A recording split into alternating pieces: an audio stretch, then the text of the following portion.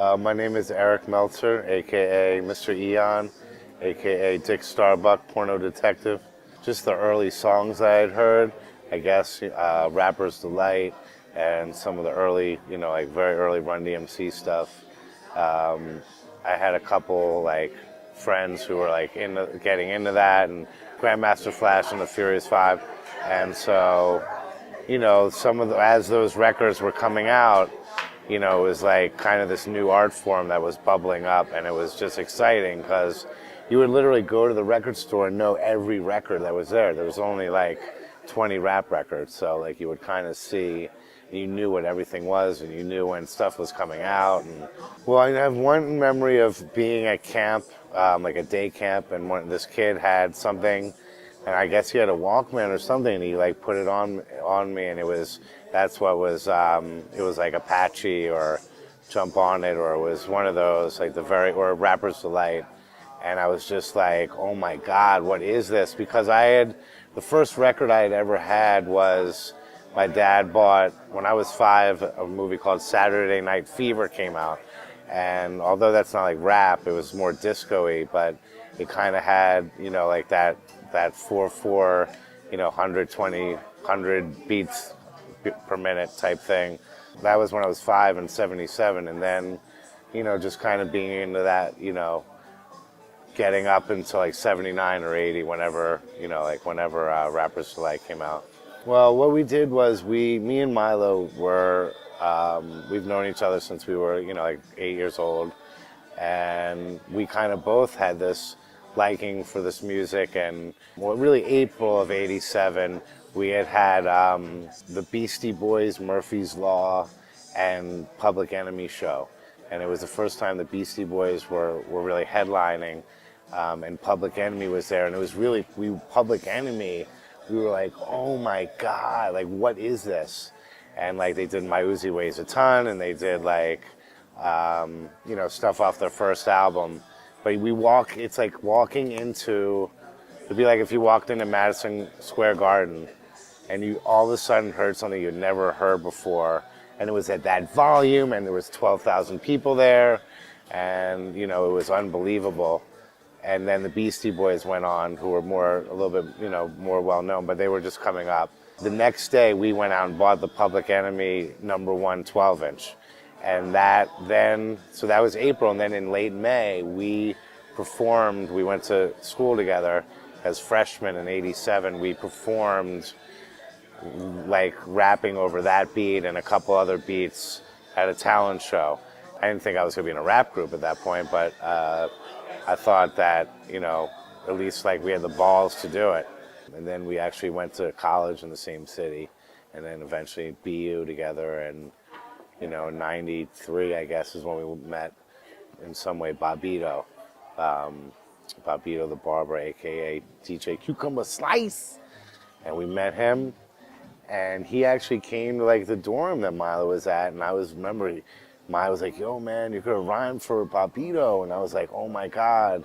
And so like I did it, and I guess, it wasn't horrible. It was just part of growing up, and it was like we were just at the right place at the right time. We were just at a great place at a great time, But in '86, like Philadelphia was a very close to New York. And we had artists like Steady B and Cool C, and obviously the Fresh Prince and Jazzy Jeff. And then Philly was known that it had all the best DJs. You had like Miz and Cash Money and Jazzy Jeff. My whole rap career, I lived in New York though.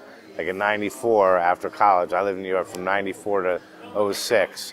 So my whole career really was representing Philly, but I lived in Manhattan. It was good to hear like when the Philly heads were coming up, and we did work with, Ill Advised, which was Mr. Lish and Baby Black and Rashid, and they were doing their thing too, and they were coming up too. And it was just like, that was like when everyone went underground and like didn't have their deals anymore with these big labels. It was like almost like you felt like you were a part of, like you were almost on par with like the Beatnuts or something. Like it wasn't supposed to be like that. Like we always looked at Organized Confusion and Beatnuts and Brand Nubian as like these, just like Big Daddy Kane and LL. And it was like then when the whole thing with like, you know, Hammer and then the West Coast takeover, like 91 and 93, that's when all the East Coast guys kind of went down underground. They weren't giving deals, you know, just to like Mace, and like that Puffy was coming up. And then when Biggie finally, you know, he came out like 94 or whatever, you know, then the East had kind of tried to match up. You know, well, my parents are both hippies, like hardcore hippies from New York, and like my mom was nuts, and she was like, oh, I'm fully supportive, like you should do it. And like she never thought it was weird. They never thought it was weird. You know, they never were like typical Jewish parents were like, you gotta be a lawyer, or you gotta be a doctor or a dentist. Like, it seems like when I was doing it, you know, it was always a hobby until we really put out a record. And then like, you know, I came to New York with a college degree, but I couldn't get like a regular job. And I worked in a coffee shop for 3 years or 2 years while we did our thing. And then there came to a point where I had a cheap, shitty place in Alphabet City, and I could afford to like just do it, you know, through hip hop. And that was just, you know, that was a blessing, you know, like not anyone can do it, and you have to ride it out as much as you can. And, you know, I wrote it out as an MC in my mind of what I could do and express as much as I could, you know. I was lucky just to have whatever I did have. And before, like, everyone was white and like rapping, it was like, it wasn't like the norm, and it wasn't like, you know, there was still like a thing. I remember even in Boston when we were up there, like trying to get on, and it was like an issue and different stuff like that. And like, you know, that was part of it early on. See, in my mind, I'm 41. I've been doing this in my mind since '86. So that's like, you know, more than 20 years. So early on, it was like being white. The other one was just competing with like the dope lyricists of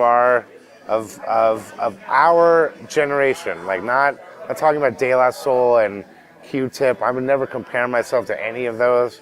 I would compare myself to like LP and, you know, Ill Bill and, you know, Cage and heads like that. And I was all a fan of all that stuff while being in it. And it was also very surreal too, like to be in it.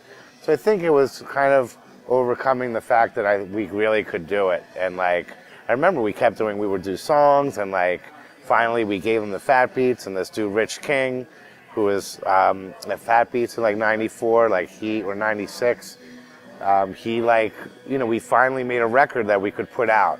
We finally did songs that we were like, wow, these are pretty good. Like maybe we could put these out.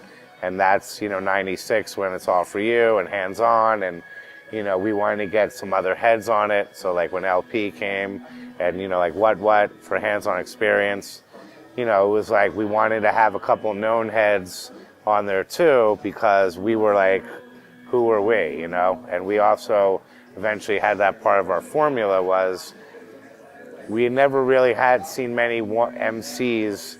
You had your Big Daddy Kane and kind of KRS and LL who could carry a whole album. And, you know, I wanted to carry a whole album, but I also wanted to do stuff with other people. And it made me better, and it was challenging, and it, you know, you do a song and send something to someone, they do a verse, you'd be like, oh shit, I gotta do a dope verse. And like, I feel that I never would have been able to travel the world unless my hip hop career happened, and like, it's a blessing. Most people don't go anywhere in the United States. A lot of people don't go anywhere in the world, and I was able to go to Amsterdam 7 times, and Germany 10 times, and Paris, and, you know, perform in these places. It was just such a gift, you know, to be able to travel and like see everything. And so like that was, you know, what I got out of it most was this traveling and this like kind of sharing it, and how like Germany was 10 years behind. They were in 88 when it was 96, 97. They were still doing graffiti, and they were still doing, you know, they were breakdancing, and like how we embody that a little bit with B-Boy Document. And like, you know, we grew up in that. We knew Graph Heads. I know, you know, Peace to Espo and Mies and all the Philly heads who wrote NM. And like, we knew those guys, like not real well, like they weren't my friends, but like we knew of them and knew they were doing their thing. And we knew DJs, and Milo became a DJ, and we knew these guys like John Schechter, who started The Source. He was in a group called BMOC.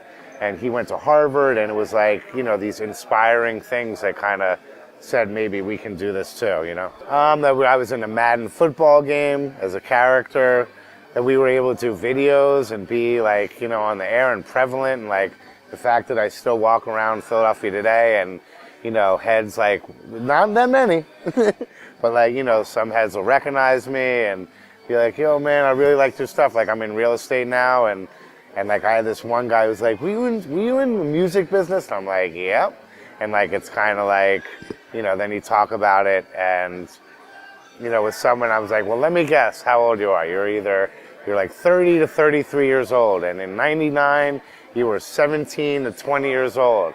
And so it's always true. And it's like, you know, that's a really rewarding thing to be able to really have this body of work.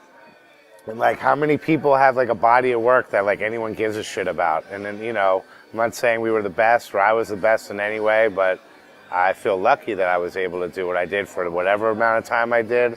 And it was like a blessing. And it was like, it was more of like being a hip hop fan and being like, oh my God, like I get to make records. Like I didn't have such a big ego. I was like, oh my God, like it was like just a blessing to be able to do that, you know? I just want some, like, people to be like, he was true to himself. He wrote about porn and hip hop and sports and Star Wars, and, you know, I didn't really front. And I just, you know, whether you liked it or not, and the way I flowed, I always tried to do like a slow flow, offbeat type thing, like, you know, like Paris Smith would have, or like, you know, come behind the beat, and like, you know, that anyone even liked our stuff. I'm just like glad, and like the fact that people still remember it and still kind of feel it, and like, you know, I have people who I know that I've inspired, and to be that's pretty rewarding. No, I'm starting to write a little bit more. God help me. I have a 7-year-old named Lucas, and he keeps my time, and I have like a full real estate career that I like doing, but I'm, you know, it's still always in the back, and as long as Mighty Mai is there to kind of like edge me on, as he always had to during my career, thank God for him, maybe, you know, I'll do something. And, you know, I'm almost scared like that I'm not good anymore because it's been so long, but I think I'm pretty good in the shower these days. I'm getting better. I'll come back training, you know.